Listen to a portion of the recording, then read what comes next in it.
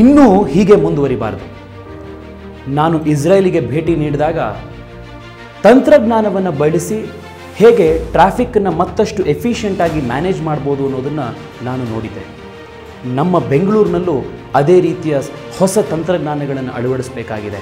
ಬೆಂಗಳೂರನ್ನ ಮತ್ತೆ ಫಾಸ್ಟ್ ಟ್ರ್ಯಾಕಿಗೆ ತರಬೇಕಾಗಿದೆ.